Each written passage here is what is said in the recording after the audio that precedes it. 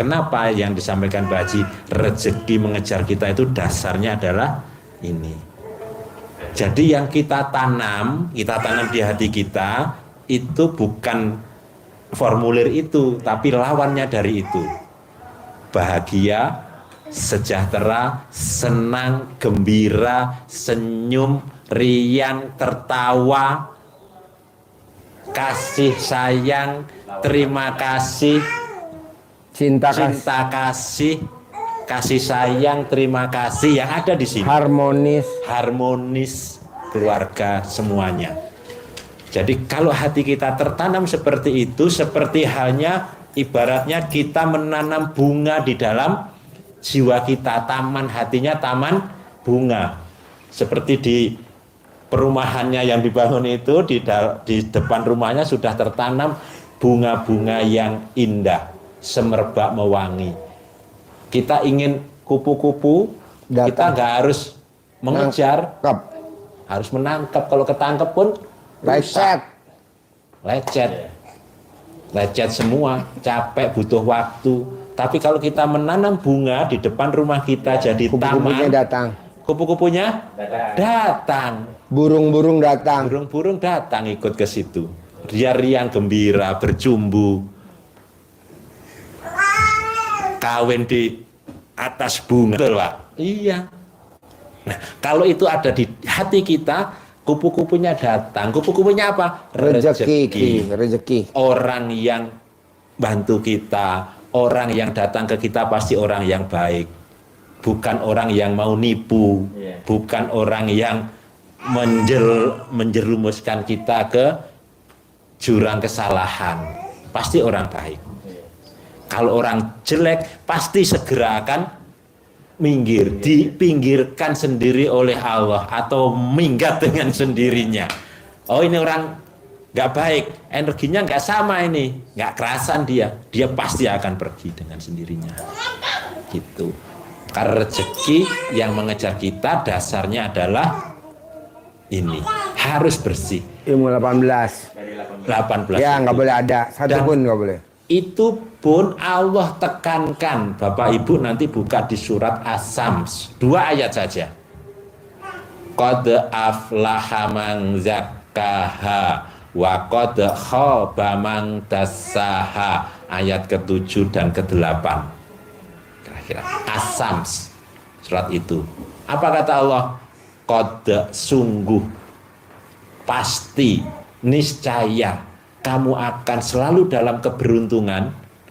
Selalu beruntungan itu seperti yang saya sampaikan Pak Haji itu, apapun yang dipegang bernilai, apapun yang dipegang jadi duit, apapun yang dipegang menguntungkan. Hidupmu selalu beruntung. Syaratnya apa kata Allah? Zakkaha, kamu harus bersihkan hatimu, kamu harus sucikan hatimu, jaga kemurnian hatimu. Tertulis di Al-Quran seperti itu, tak Allah.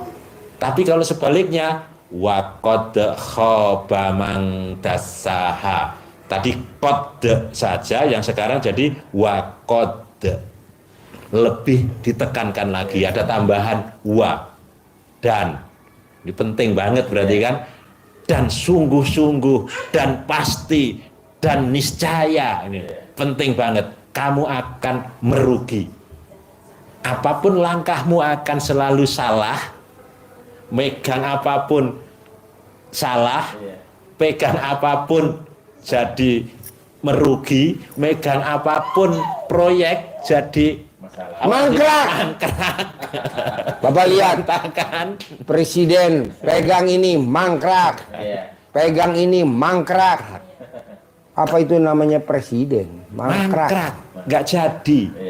Karena apa? Langkahnya selalu salah.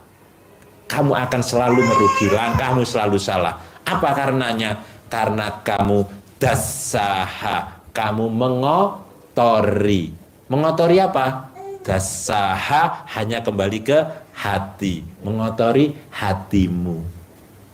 2 ini aja, menambah keyakinan kita. Maka ini ilmu dasar RDA yang sampaikan Pak Haji, Kunci ini, apapun ibadah yang kita lakukan, kalau hati kita masih belum bisa terjaga, itu menjadi kendala, menjadi penghambat, menjadi penghalang. Kalau toh tidak menjadi gagal. Pak Haji sudah mencontohkan ular tangga. Tinggal 3 langkah dapat piala. Tapi kalau kita salah langkahnya, turun ke bawah, dapat ekor, turun kembali ke bawah lagi.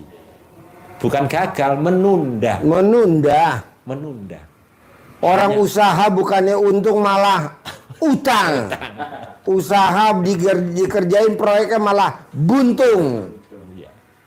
Janganlah. Jadi itu kunci utama adalah sifat 18. Kemudian kalau yang lainnya itu menjadi syariatnya, cara untuk menghilangkan sifat itu. Pak Haji, kalau yang udah untung bisa gak gue untung? Bisa lah. Yang tadinya nggak untung bisa jadi untung. Bisa lah. Yang tadinya buntung masih bisa jalan, kan ada kaki palsu. Kayak kalau kita kan nggak tahu kalau dia pakai kaki palsu. Coba kalau di rumah buntung. Kok gitu Pak Haji? Ya kan ada di Al-Quran ayatnya, rahmatku lebih besar daripada murkaku. Nah kita ini kenapa utangnya nggak lunas-lunas? Karena yang di otak kita isinya utang aja. Kebaikan Allah nggak ada satupun. 0,01% kebaikan nggak ada. Punya anak, itu kan kebaikan dari Allah. Lupa. Anak sehat, anak sempurna, nggak cacat. Lupa. Ketemu jodohnya. Lupa. Jadi yang diingat apa? Utang, jatuh tempo. Ya gitulah kata Allah. Rahmatku lebih besar daripada murkaku. Jadi murkanya itu jangan diingat-ingat. Kita kan yang selalu diingat murkanya Allah. Sehingga rahmatnya ketutup. Kata Allah, rahmat gue mana? Lo inget dong waktu lo dulu SD. Goblok tapi naik kelas. Kan lo SD goblok. Nangis. Kalau nggak dianterin malu kalau keluar dari kelas nangis. Itu kan namanya murkanya. Tapi kan lo dikasih jalan sama Allah naik kelas. Itu kan rahmat.